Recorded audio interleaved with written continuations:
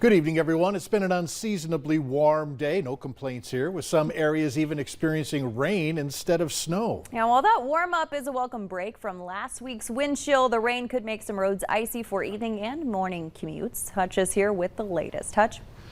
All right, thanks you two. As we head into the evening after our first day of meteorological winter, temperatures soared to the west of Fargo. Fargo right on that boundary. It was a beautiful 50-degree day here. Go north to Grand Forks, mid-40s, and we still saw some 30s for peak temperatures in places like Crookston and Thief River Falls. Out to the west, though, how about 60s in the James River Valley and 70s as they grew bananas in Hettinger. For us tonight, it's quiet. We do have on the radar some sprinkles showing up. Here they are. A few exiting out of northwest Minnesota, but more making their way in. This is not widespread or heavy, just hit and miss dashes of sprinkle activity. And again, the ground is cold in some spots, particularly up north. So watch for slippery conditions as temperatures will slowly fall under cloudy skies. We're still near 60 in southeast North Dakota. Temperatures hovering in those 40s, cloudy skies, fairly light winds, and we can't rule out sprinkles here in Fargo. Big time changes. Tomorrow, flakes will fly for some of us. We're going to detail that.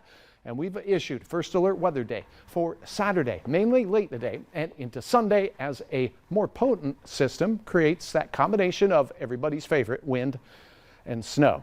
So it will feel more December-like coming up here in just a few days. Where were they growing bananas?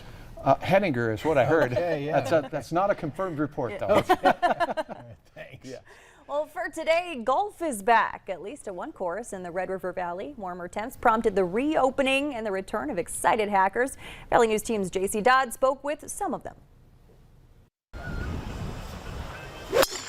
December golf? Woo-hoo! It can't get much better than this. Dozens of eager golfers are enjoying a mulligan of sorts as they gather again to a sport that's usually wrapped up in these parts by now. Groups like this golf until they close the courses. Owners of the Leonard course say they're well known around these parts. For being the first to open, last to close. We always reopen if the weather turns out nice. With temps in the 50s, this was a chance to swing away on ground that usually is frozen by now. We need a drill to get the ball into the ground. For now, as long as the conditions will allow, these golfers and others will be teeing up every chance they get. Today is awesome. When you get 50 degrees in December, it's kind of an anomaly. Gilshammer and his group have been out every day this week, sometimes getting in 2 rounds, and they have no plans to stop until Mother Nature drives them from this course. We'll be out here as soon as it gets above 32. What makes Leonard's course unique, it's family owned, which makes it a lot easier to reopen if the weather permits. We live on the property, so it's a matter of just getting the flags in and getting the carts out and start it up again.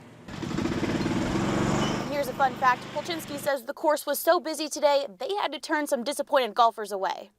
Really grateful that he does open up for us hardcores. At the Leonard Country Club, J.C. Dodd, Valley News Live.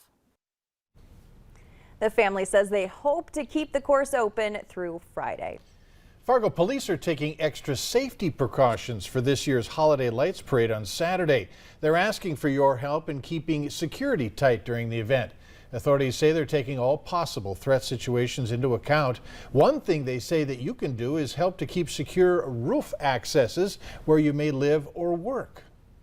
It's very problematic to have just anybody be able to gain access to elevated spaces in the downtown area. That could be for several different reasons, some of which would be like an active shooter situation, some of which would be a suicidal individual situation. In that regard, which we've had both of those things happen in the downtown this year.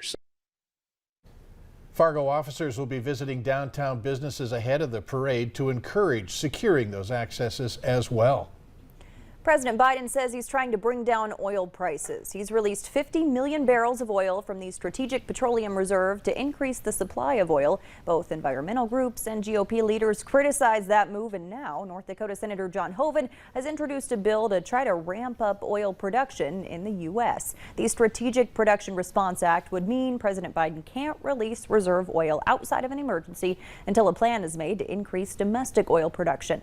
In 2020, North Dakota ranked second in the nation in both oil production and reserves, but North Dakota oil production has been on the decline since January 2020 by thousands of barrels, and that's millions of dollars of missing income for the state.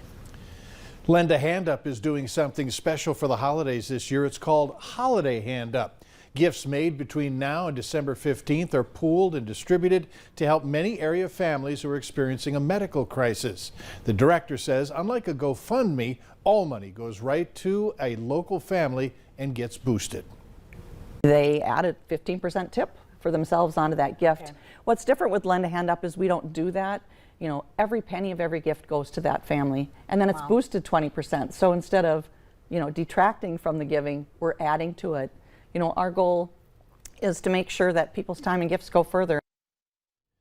To learn about current family fundraisers, click give at lendahandup.org. Plus, everyone who makes a gift gets their name entered in a December 16th drawing. 6 random winners will get to decide which Lend a Hand Up families receive additional holiday boosts.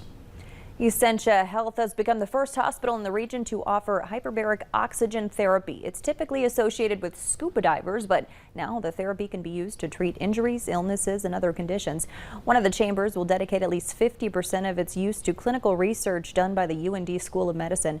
Individual treatments typically last between 1 and 2 hours. The number of treatments depend on the nature of the condition being treated.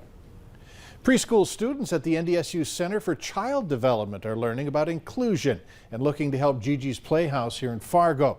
Gigi's is the only Down Syndrome Achievement Center in North Dakota. It burned down this past spring. Students at the center will bring in donations of games and toys for the Playhouse and put them in their own cardboard playhouse pictured here. It's part of the Diversity and Inclusion Week at the center. Our own Jordan Schreier went to their classroom today and read to the students about acceptance for people of all abilities. If you would like to donate to help the Playhouse rebuild, go to gigisplayhouse.org/Fargo.